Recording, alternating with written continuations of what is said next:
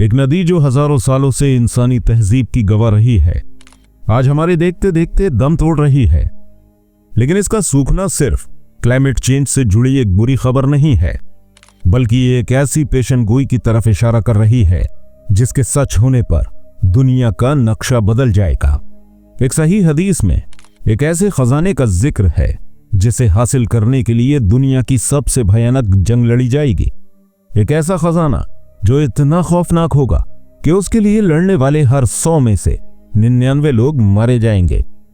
लेकिन बड़ा सवाल यह है कि जब इतना बड़ा खजाना मिलेगा तो हमारे और आपके प्यारे आका हुजूर अकरम सल्लल्लाहु अलैहि वसल्लम ने उससे दूर रहने और एक टुकड़ा भी न लेने की सलाह दी है।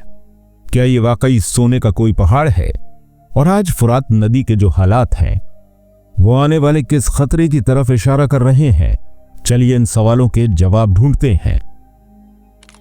नाज़रीन, हदीस की किताबों सही बुखारी और सही मुस्लिम में हजरत अबू हुरैरा रजी अल्लाह तआला अन्हु से एक हदीस मिलती है। इसमें अल्लाह के रसूल पैगंबर मोहम्मद सल्लल्लाहु अलैहि वसल्लम ने कयामत यानी दुनिया के आखिर की एक बहुत बड़ी निशानी बताई है। आपने फरमाया, वो वक्त दूर नहीं जब दरियाए फुरात सूखेगी और अपने नीचे से सोने का एक पहाड़ जाहिर कर देगी। लोग उस पर कब्जा करने के लिए एक दूसरे से लड़ेंगे और हर 100 में से 99 लोग मारे जाएंगे। उन लड़ने वालों में से हर एक सोचेगा, शायद मैं ही वो एक हूं जो जिंदा बच जाएगा। एक और हदीस में तो और भी साफ वार्निंग दी गई है, बहुत जल्द फुरात नदी सोने का खजाना खोलेगी, तो जो कोई भी उस वक्त वहां मौजूद हो वो उसमें से कुछ भी ना ले। अब दोस्तों, समझने वाली बात यह है कि ये सिर्फ एक कहानी नहीं है, बल्कि कयामत की उन निशानियों में से एक है जिन पर मुसलमान ईमान रखते हैं। इस पेशन गोई के 3 हिस्से बहुत खास हैं। पहला, फुरात नदी का पानी कम होना या सूखना। दूसरा, सोने के पहाड़ का सामने आना। और तीसरा, उस खजाने के लिए एक ऐसी जंग होना जिसमें लड़ने वालों में से लगभग सभी मारे जाएंगे। यहां 100 में से 99 का आंकड़ा इस जंग की हौलनाकी को दिखाता है कि ये कितनी बड़ी तबाही होगी। और सबसे बढ़कर हमारे नबी का हुक्म है कि उस खजाने से दूर रहना है, क्योंकि ये कोई इनाम नहीं बल्कि एक बहुत बड़ा इम्तिहान यानी फितना होगा। तो सवाल यह है कि ये पेशन गोई आज अचानक इतनी जरूरी क्यों हो गई? इसका जवाब हमें फुरात नदी के आज के हालात को देखकर मिलता है। दोस्तों, फुरात, जिसे इंग्लिश में यूफ्रेट रिवर कहते हैं, पश्चिमी एशिया की सबसे लंबी और हिस्टोरिकल नदियों में से एक है। यह तुर्की से निकलकर सीरिया और इराक से गुजरती हुई फारस की खाड़ी में मिल जाती है। दुनिया की सबसे पुरानी मेसोपोटामिया की तहजीब इसी नदी के किनारे आबाद हुई थी। लेकिन आज ये इतनी बड़ी नदी खुद अपने वजूद के लिए लड़ रही है। पिछली कुछ दहाइयों में इस पर बनाए गए बड़े बड़े बांध, क्लाइमेट चेंज की वजह से कम होती बारिश और पानी के बेतहाशा इस्तेमाल ने नदी के बहाव को खतरनाक लेवल तक कम कर दिया है। हाल की रिपोर्ट्स और सैटेलाइट तस्वीरें गवाही देती हैं कि ये नदी लगातार सिकुड़ रही है। मई 2025 की कुछ रिपोर्ट्स के मुताबिक इराक में पानी का लेवल पिछले 80 सालों में सबसे नीचे चला गया है, जिसकी एक बड़ी वजह फुरात से पानी का कम होना है। कुछ एक्सपर्ट्स ने तो ये वार्निंग भी दी है कि अगर हालात ऐसे ही रहे तो साल 2040 तक ये नदी कई जगहों पर पूरी तरह सूख भी सकती है। जैसे जैसे पानी घट रहा है, नदी के नीचे दबे पुराने शहर और खंडर बाहर आ रहे हैं। और यही वो मंजर है जिसे देखकर बहुत से लोग मानते हैं कि हदीस का पहला हिस्सा हमारी आंखों के सामने पूरा हो रहा है। लेकिन दोस्तों, वो खजाना क्या होगा? सोने के पहाड़ का असली मतलब क्या है? इसे लेकर उलमा इकराम का मानना है कि हमें हदीस के अल्फाजों को वैसे ही लेना चाहिए जैसे वो हैं, यानी नदी के सूखने पर सच में सोने का कोई बहुत बड़ा पहाड़ जमीन से बाहर आएगा। अल्लाह के लिए कुछ भी नामुमकिन नहीं है। जबकि कुछ लोग ये अंदाजा लगाते हैं कि शायद यहां सोना किसी और कीमती चीज का सिंबल हो सकता है, लेकिन ज्यादातर बड़े उलमा इस बात से सहमत नहीं है।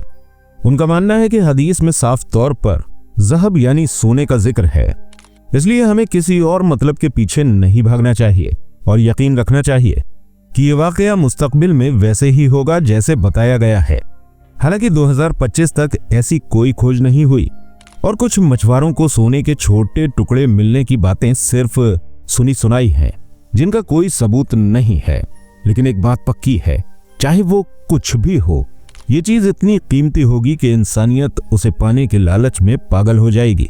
हदीस सिर्फ खजाने की बात नहीं करती, बल्कि एक ऐसी जंग की तस्वीर खींचती है जैसी शायद दुनिया ने कभी ना देखी हो। उस आंकड़े को फिर से सोचिए, हर 100 में से 99 लोग मारे जाएंगे। ये कोई मामूली लड़ाई नहीं होगी, ये एक वर्ल्ड वाइज लड़ाई हो सकती है, जिसमें दुनिया की बड़ी बड़ी ताकतें उस खजाने को पाने के लिए कूद पड़ेंगी। हदीस का अगला हिस्सा इस जंग की साइकोलॉजी बताता है। उनमें से हर शख्स यही कहेगा, शायद मैं ही वो एक हूं जो बच जाएगा। यही वो लालच और झूठी उम्मीद है जो इस धोखे को इतना खतरनाक बनाती है।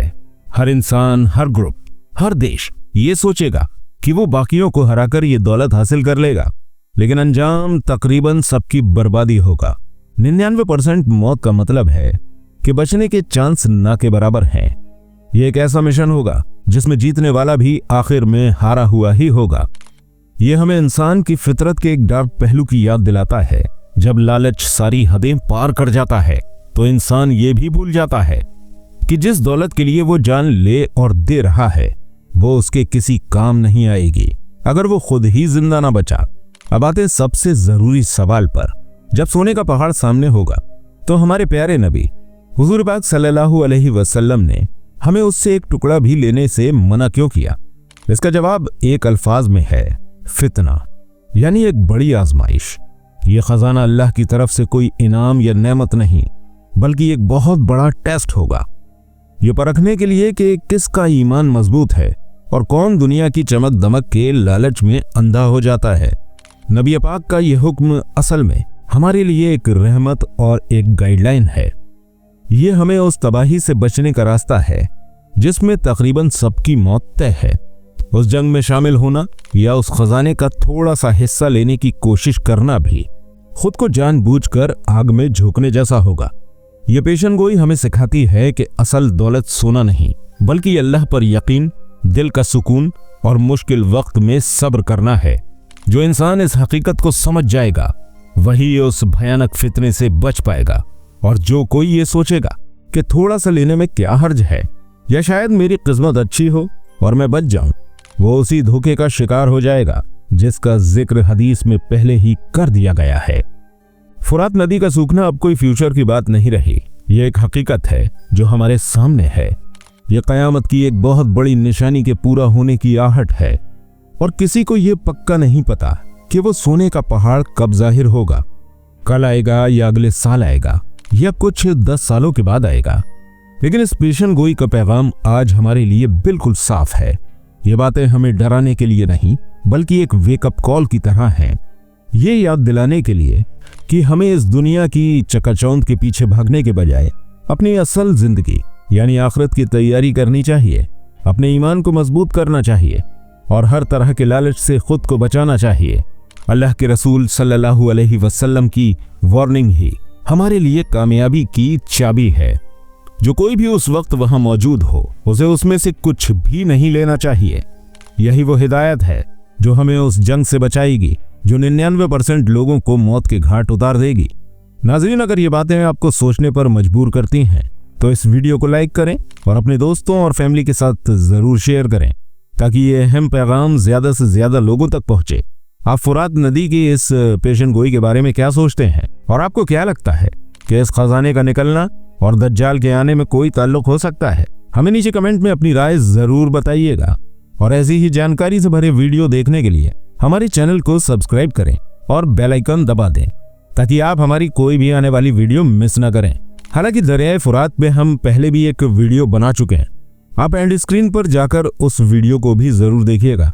उसमें कयामत की और निशानियों का भी जिक्र डिटेल के साथ किया गया है और उस वक्त भी कुछ ऐसे हालात पैदा हुए थे कि दरियाए फुरात ने लोगों को सोचने पर मजबूर कर दिया था। तो दोस्तों, अपना बहुत सारा ध्यान रखिएगा। अस्सलामु अलैकुम वरहमतुल्लाहि वबरकातुहू।